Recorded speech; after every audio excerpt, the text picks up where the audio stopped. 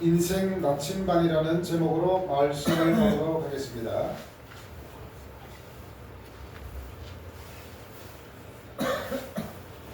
오늘은 우리가 신앙생활을 하면서 또 인생을 살아가면서 어떻게 해야 성공적인 삶을 살아갈 수 있는지 보여주고 있습니다. 오늘 1절에서 마음의 경영은 사람에게 있어도 말의 응답은 여호와께로부터 나오느니라고 되어 있습니다. 여기서 경영은 계획이라고도 할 수 있고 생각이라고도 할 수 있습니다. 마음과 경영, 다시 말하면 우리 마음을 잘 다스리는 것이 성공하는데 굉장히 중요하다는 것을 보여주고 있습니다. 그렇다면 이 마음을 어떻게 경영하고 다스릴 것이냐, 그것이 문제이겠죠. 사람들은 매일매일 해마다 계획을 세웁니다. 내년에는 이렇게 해야 되겠다. 저도 그랬습니다.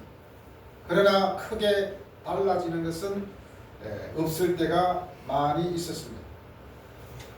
이제 나이가 들어가니까 조금씩 사라지는 느낌도 들어요. 올해나 내년이나 크게 변화가 없겠지.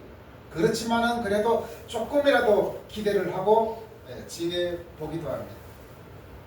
여러분은 새해의 계획을 분명히 세웠을 것입니다. 그러나 그 계획대로 지금까지 잘 되어져 가고 있습니까? 안 되니까 이런 말이 있잖아요. 작심삼일. 안 되니까 작심삼일. 하루 이틀 3일 그냥 우리의 계획이 무산될 때가 얼마나 많이 있습니까?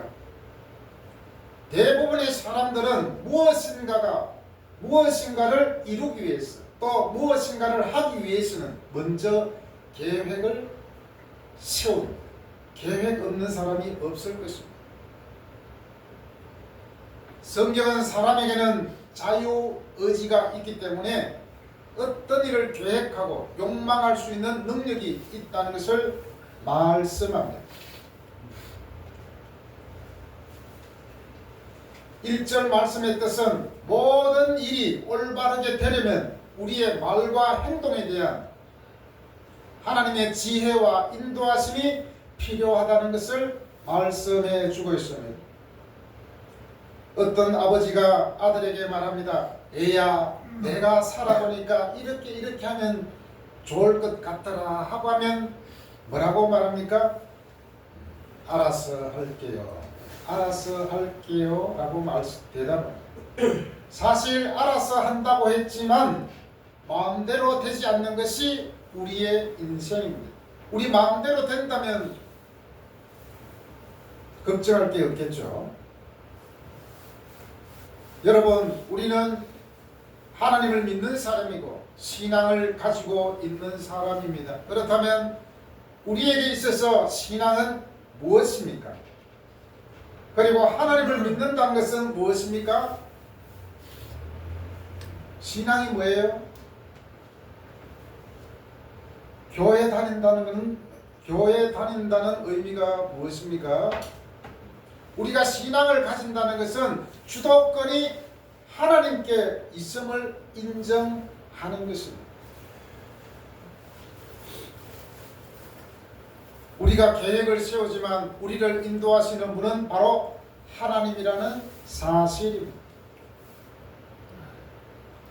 아무리 계획을 많이 세워놓아도 제가 아는이 아니고 우리 외사촌 동생이 있는데 열심히 공부를 엄청 잘하고 기술이 좋아요. 특히 전자계통으로. 그래서 일본에 가게 되었는데 40 중반에 갑자기 급사했어요. 갑자기.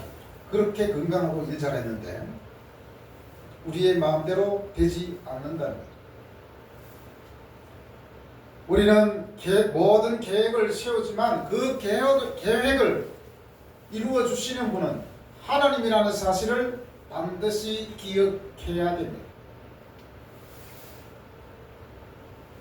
자, 이렇게 내가 계획을 세우지만 나의 계획을 인도하시고 이루시는 분은 하나님이라 라고 생각하는 사람은 어떻게 합니까?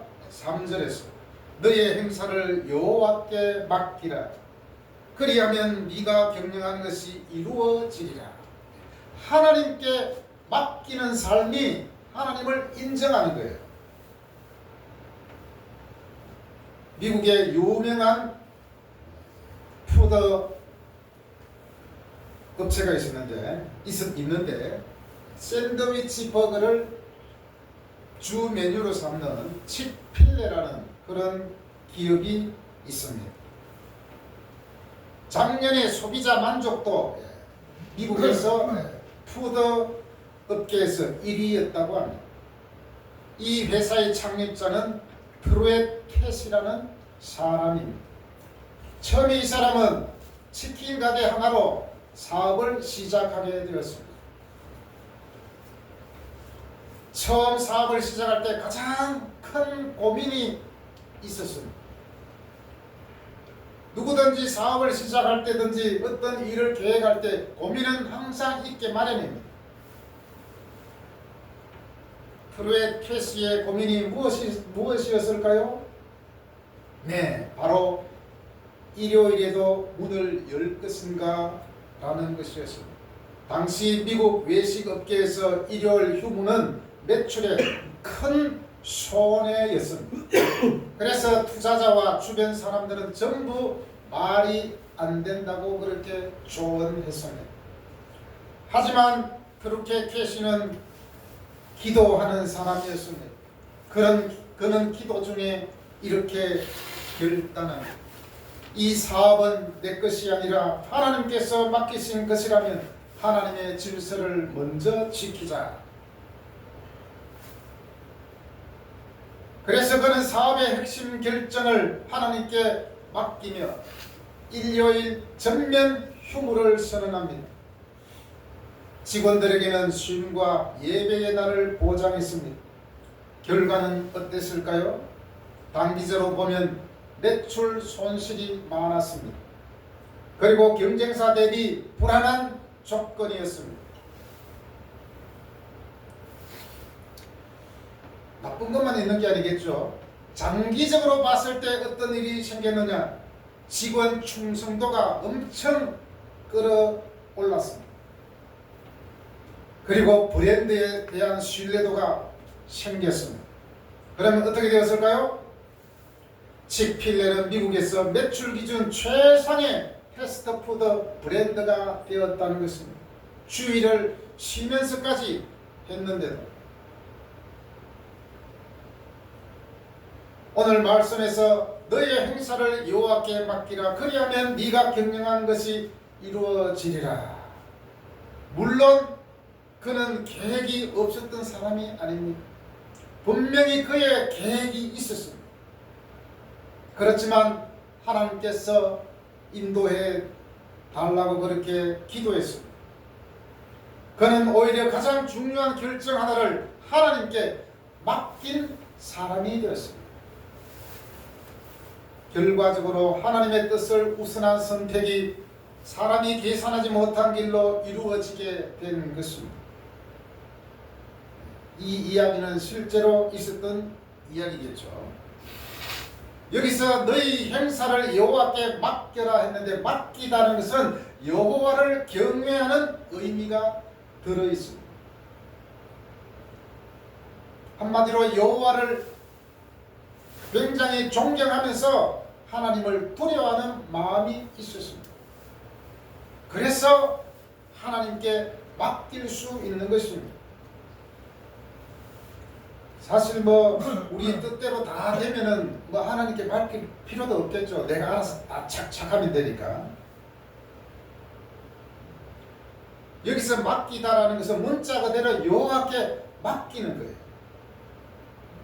마치 어떤 사람이 엄청 짊어지기 힘든 다른 어떤 짐을 다른 사람에게 맡기는 것입니다. 도움을 간청하는 것과 같습니다. 그리고 이 맡기다는 넘기다, 굴리다라는 의미가 있습니다. 넘기다, 굴리다. 아유 도저히 내 힘으로는 안 돼. 그래서 다른 사람한테 내 짐 좀 같이 좀 들어줘 하고 넘깁니다. 그리고 이 중요한 단어 뜻인데 굴리다라는 뜻이 있습니다. 굴리다. 자, 만약에 여러분에게 현찰로 5만 원이 라면 박스로 한 10개 정도 있다고 생각해 봅시다. 10개면 엄청 많겠죠. 자, 이때 이 5만 원짜리 돈 박스 10개를 어디다 숨겨두지? 집안에 옷장에도 숨겨보고 베란다에도 해보고 아니면 금고를 사가지고 숨겨 놓는다고 해봅시다. 그러면 마음이 어떨까요? 굉장히 행복하고 야 좋다 이런 마음만 들까요? 좋기도 하겠지만 굉장히 불안합니다. 혹시 어떤 놈이 훔쳐갈까? 또 혹시 불이 나서 타버릴까? 굉장히 불안합니다. 그럼 어떻게 하죠? 딱 방법이 하나밖에 없습니다. 은행에 맡겨야 됩니다. 은행에 맡긴다 했을 때 이 맡기다 이게 무슨 뜻입니까? 은행을 믿는다는 거잖아요. 은행을 못 믿는다면 은행에 맡길 수가 없습니다. 그래서 맡긴다는 것은 신뢰한다는 뜻도 있잖아요.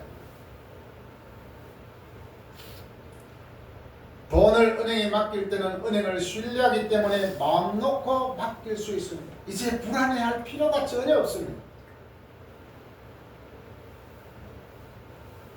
내 인생을 맡기고 내 삶을 맡기고 내 일을 맡긴다는 것은 하나님을 신뢰하고 하나님을 믿는다는 것입니다.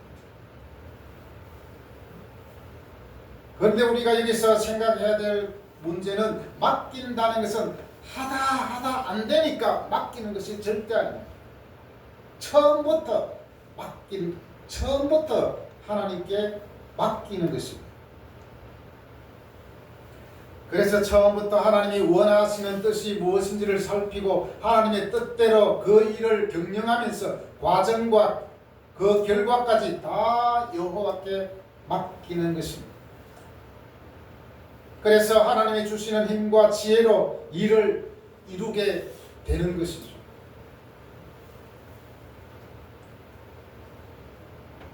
오늘 말씀과 조금 연관이 있는지 모르겠지만 한 가지 또 말씀드리겠습니다. 저한테 친한 2살 적은 후배가 있었습니다. 한참 예전에 이제 어릴 20대 때 같이 공부도 하고 이렇게 했는데 그러다가 이제 계속 헤어져 가지고 잘 보지도 못했는데 가끔씩 이제 전화를 잘 있는지 확인하는 차원에서 하기도 했습니다. 2010년도에 이제 저희 어머니가 돌아가셔가지고 걔한테 전화해가지고 야 우리 엄마 돌아가셨다 그러면서 이제 얼굴이라도 한번 보자 해가지고 이제 그 후배가 제물포 장례식장에 봉고차를 타고 왔습니다. 그때 이제 한 몇십 년 만에 만났죠. 그때 얼굴을 보고 그러다가 또 그 후배도 사는 게 너무 이제 박복하니까 또 소식을 서로 못 전했습니다. 그러다가 이제 또 몇 년 있다가 이제 전화를 하게 되었는데 전화를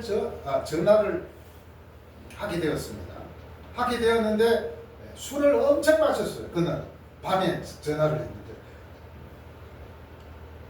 술을 엄청 마셔가지고 형님한테 꼭 가고 싶다고 막 그렇게 말하더라고요. 그래서 제가 내일 술 깨고 전화 다시 하자 그렇게 말했습니다. 그리고 이제 그 다음날 제가 다시 전화를 했습니다. 그러니까 형 아무 일 없어요. 괜찮아요. 네, 그렇게 말을 하더라고요. 그러다가 또 소식이 없고 이제 한참 또 지났는데 그러다가 아는 친구한테 이제 전화를 해보니까 걔 잘 있느냐고 이렇게 물어보니까 잘 못 있고 죽었대요. 그래 깜짝 놀랐어요. 왜 그러니까 그 친구가 서울 신촌에서 신문 보급소를 하게 되었는데 원래 보급소 일이 매일 일이 있는 게 아니거든요. 바쁘기도 하지만. 그러다가 이제 거기 이제 친구들하고 노름에 빠져가지고 매일 그냥 노름하고 그렇게 했는데, 그러다가 빚이 졌습니다. 그러다가 도저히 돌파구가 없다 보니까 스스로 목숨을 끊었다고 합니다. 빚이 엄청 많아가지고. 예전에 이제 20대 때 같이 자주 만나본 이렇게 했었는데, 그래서 제가 가장 후회되는 일 중에 하나입니다. 그 후배 친구가 나를 만나자고 했을 때 억지로라도 가서 만났어야 되는데 참 아쉽습니다. 그럴 때 만약에 그 친구가 정말 하나님을 알았다면 그런 결과는 없었을 텐데 그렇습니다. 그러니까 우리가 무슨 일을 하든지 내 뜻대로 안 될 때가 사실은 엄청 많아요. 그럴 때 우리가 어떻게 하느냐, 그게 참으로 중요합니다. 바로 우리는 하나님을 믿는 신앙인이기 때문에 처음부터 하나님을 의지하고 무언가를 시작해야 됩니다. 특히 젊은 청년 때는 더 그렇습니다. 젊은 청년 때는 여전히 힘이 있고 여전히 젊음이 있기 때문에 내 마음대로 내 뜻대로 다 된다고 생각합니다. 그러나 점점 세월이 지나갈수록 내 뜻대로 안 될 때가 많습니다. 그럴 때 우리가 어떻게 해야 되느냐?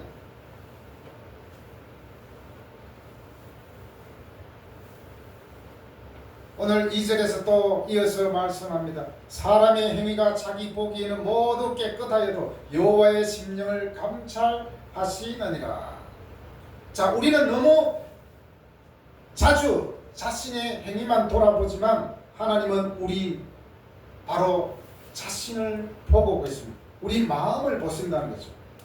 하나님은 내면의 사람을 보시고 동기를 통해 행동을 평가하시기 때문에 우리 자신과 서로에 대한 우리의 판단과 매우 다른 경우가 많습니다.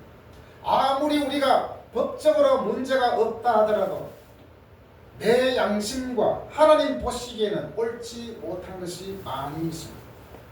우리 사회를 어지럽게 한 것이 무엇입니까? 법적으로는 아무 문제가 없으면 된다고 하면서 양심을 속이고 교묘하게 법을 피해가는 사람들이 많이 있습니다. 그래서 그것 때문에 많은 사람들이 절망합니다. 우리가 분명히 알아야 될 것은 하나님의 사람들은 법도 법이지만 하나님 보시기에 어떠한지를 우리는 살펴봐야 합니다. 2절 말씀은 한마디로 동기가 무엇이냐는 것입니다. 동기가 무엇입니까? 옛날에 우리 말과 이런 말이 있잖아요. 뭐로 가도 서울로 가면 된다. 굉장히 여기는 안 좋은 함정이 있어요. 뭐로 가도 서울로 가면 된다. 뭡니까?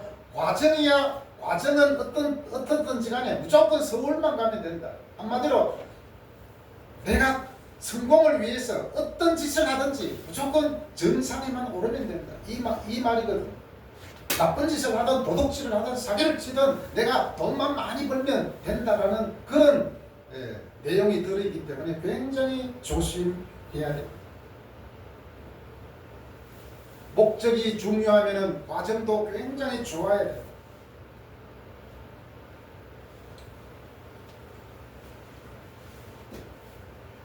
하나님은 행위만 행위도 보겠지만은 마음속에 그 동기를 본다는 것입니다.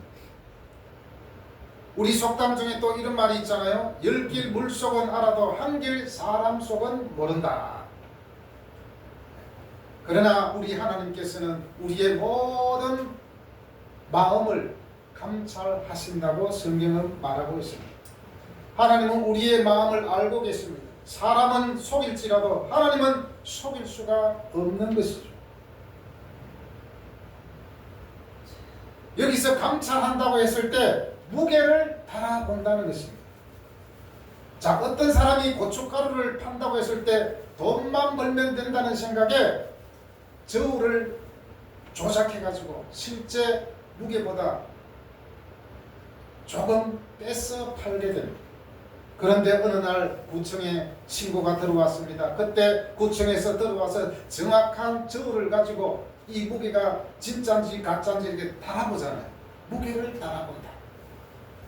바로 하나님은 우리의 동기가 옳은지 나쁜지 달아보겠다는 거예요. 달아보겠다는 것입니다.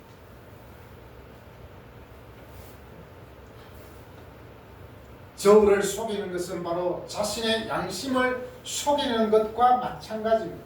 그래서 우리가 잘 아는 파스칼은 이렇게 말했습니다.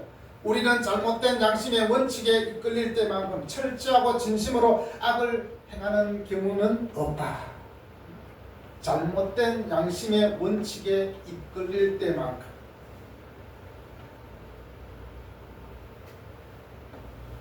사람들은 이렇게 말합니다. 나는 최선을 다했어. 틀린 건 아니잖아. 나는 분명히 좋은 의도였어. 그리고 법적으로 문제도 없는데 이게 무슨 문제야? 그러나 하나님은 우리에게 묻습니다. 네가 왜 그것을 하려고 하느냐? 또 그 일을 통해서 누가 영광을 받느냐? 정말 나를 신뢰해서 한 일이냐? 라고 하나님께서는 물으신다는 것입니다. 하나님은 행위보다 심령을 보시고 성과보다 동기를 보십니다. 우리 하나님의 사람은 우선 고려해야 할 사항이 있습니다. 그게 뭡니까? 고린도전서 10장 31절에서 말씀합니다.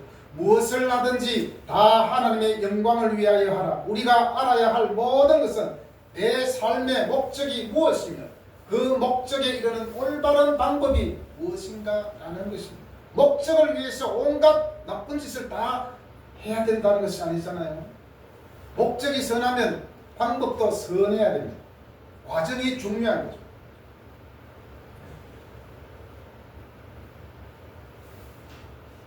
예전이나 지금이나 보면은 우리 나라의 고위층들 가운데 얼마나 불법을 조장하여 부동산을 구매하고 땅을 사들이고 돈을 불리는 경우가 얼마나 많이 있습니다. 주가 조작을 하고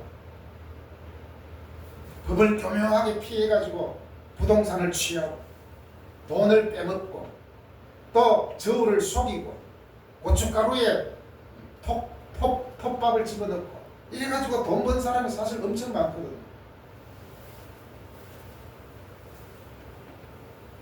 그것을 보고 우리는 타산지석으로 생각해서 나는 저렇게 하지 말아야 되겠다 해야 되는데 저런 방법도 있구나. 나도 한번 해봐야지. 이렇게 된다는 거죠. 우리 예수 믿는 사람은 철저하게 내가 지금 계획하고 내가 지금 생각하고 내가 지금 하고자 하는 것이 하나님이 기뻐하시는 일일까? 라는 것을 한 번쯤은 생각을 해보아야 됩니다. 예수 믿는 사람은 아무리 일이 힘들고 내가 하고 있는 일이 힘든다 할지라도 불법을 저질러서는 절대로 안 됩니다. 특히 우리 청년들은 더 그렇습니다. 청년 때부터 단추를 잘 끼워야 됩니다. 잘못 끼우면 나중에 다 드러나게 돼 있거든. 요즘에는 인터넷이 발달해가지고 내가 한 말, 내가 쓴 글 다 뒤지면 다 나오거든요. 그래서 우리 특별히 예수 믿는 사람은 어릴 때부터 내가 하고자 하는 일을 생각할 때 동기가 무엇이냐? 내가 이 일을 통해서 무엇을 할 것이냐? 그것을 잘 생각해 보아야 됩니다. 무엇을 하든지 다 하나님의 영광을 위하여 하라. 이것이 우리 마음에 항상 새겨져 있어야 됩니다. 여러분, 우리의 모든 계획에 하나님의 지혜를 구하십시오. 하나님께서 모든 계획 위에 인도해달라고 기도해야 됩니다. 그리고 결과보다 동기를 하나님 앞에 점검하시길 바랍니다. 칙필레의 창업자 트루엣 캐시가 고백한 그 고백, 나는 사업을 하나님께 맡겼고 하나님은 그 사업의 방향을 책임지셨습니다 라는 고백을 마음에 새기기를 바랍니다. 그래서 내 삶의 모든 계획을 하나님께 맡겼더니 하나님께서 내 인생의 방향을 책임지셨다는 고백이 여러분에게도 있기를 예수님의 이름으로 진심으로 바랍니다. 아멘. 기도하겠습니다.